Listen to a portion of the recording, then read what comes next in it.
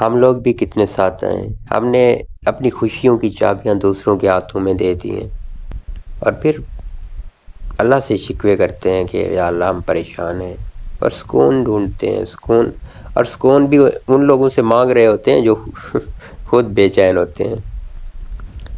یہ روح جو اللہ کے پاس سے آئی تھی، اس روح کو دنیا میں سکون نہیں مل سکتا، قرار صرف مل سکتا ہے تو اللہ کی یاد سے مل سکتا ہے، کیونکہ مومن کے دلوں کو ہمیشہ اللہ کی یاد ہی سے سکون ملا کرتا ہے۔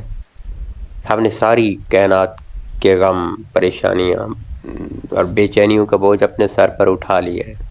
جس دن یہ بوجھ اللہ کے سپرد کر دیں گے نا، اسی دن ہمارا سینہ سکون کی دولت سے بھر جائے گا۔ اللہ ہمیں اس لیے نہیں آزماتا کہ وہ ہمیں توڑنا چاہتا ہے، نعوذ باللہ۔ اللہ ہمیں اس لیے آزماتا ہے کیونکہ وہ ہمیں قریب کرنا چاہتا ہے۔ وہ چاہتا ہے کہ ہم اس دنیا کے جتنے بھی سہارے ہیں، جھوٹے سہارے، تو اللہ کے علاوہ تو جتنے بھی سہارے ہیں جھوٹے سہارے ہیں، ہم جھوٹے سہاروں کو چھوڑ کر اللہ کے مضبوط سہارے کو تھام لیں۔ وہ اس لیے آزماتا ہے ہمیں۔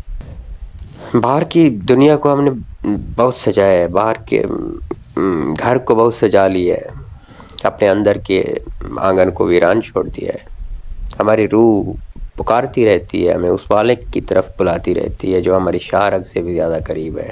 اللہ نے ہمیں کمزور نہیں بنایا ہے، اللہ نے ہمیں بہت طاقتور بنایا ہے، بہت طاقتور بنایا ہے۔ اتنا طاقتور بنایا ہے کہ ہماری ایک آہ سے، ہمارے ایک آنسو سے عرش تک ہل جاتا ہے۔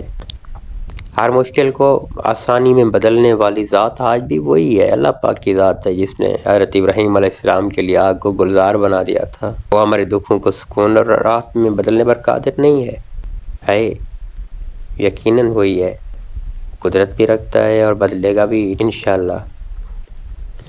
بس ہمارا یقین کمزور ہے، ہمیں اپنا یقین پختہ کرنے کی ضرورت ہے۔ ہم اللہ سے مانگتے تو ہیں، پھر سوچتے ہیں، دعا مانگ کے سوچتے ہیں کہ یار پتہ نہیں قبول ہوگی دعا نہیں ہوگی، پتہ نہیں یہ چیز مانگ رہے ہیں ملے گی یا نہیں ملے گی، یہ دعا مانگ رہے ہیں اللہ سنے گا نہیں سنے گا۔ سنتا ہے، ضرور سنتا ہے، تو ہماری نہیں سنے گا تو کس کی سنے گا؟ قبول کرتا ہے یقیناً، اپنی مخلوق سے بہت محبت کرتا ہے۔ وہ یقین رکھنا چاہیے، یقین بہت طاقتور چیز ہے۔ یقین کو اتنا پختہ کریں کہ کوئی شک باقی نہ رہے۔ ہمیں چاہیے کہ اپنے اندر اس احساس کو زندہ کریں کہ کائنات میں جو ہے نا سپر پاور، وہ صرف اور صرف اللہ پاک کی ذات ہے، اس کے علاوہ کوئی نہیں ہے، کسی کے بس میں کچھ نہیں ہے، سب کچھ اللہ کا پاک کے ہاتھ میں ہے۔ وہ جب چاہے، جو چاہے، جس وقت چاہے کر سکتا ہے، اور کرتا ہے، یقیناً کرتا ہے۔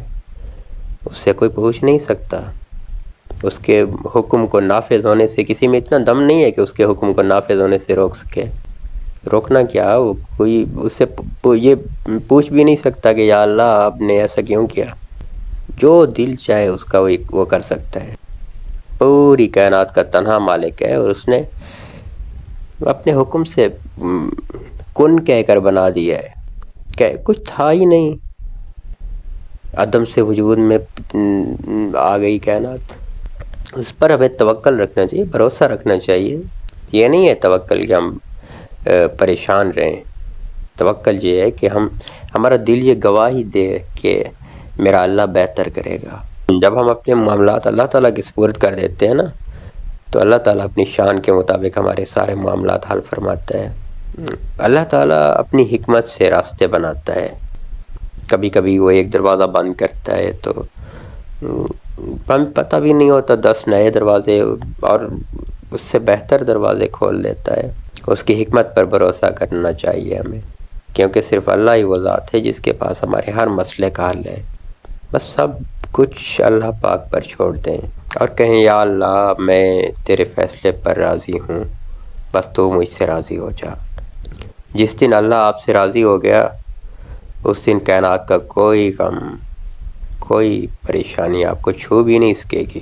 آپ کی رضا جب اللہ کی رضا میں شامل ہو گئی نا، تو آپ کی دنیا جنت بن جائے گی، اور آپ کے چہرے پر وہ اطمینان آ جائے گا کہ جو بادشاہوں کے نصیب میں بھی نہیں ہوتا۔ اور سکون کہیں باہر نہیں ہے، سکون ہمارے اندر ہے۔ اور آرام سے آنکھیں بند کر کے اپنے رب کی موجودگی کو محسوس کریں اور اللہ سے دعا کرتے رہیں۔ کیا خبر کون سا وقت، کون سی گھڑی قبولیت کی ہو۔ اللہ آپ سب کا حامی و ناصر ہو اور آپ کے دلوں کو اپنی محبت سے ہمیشہ آباد رکھے، آمین۔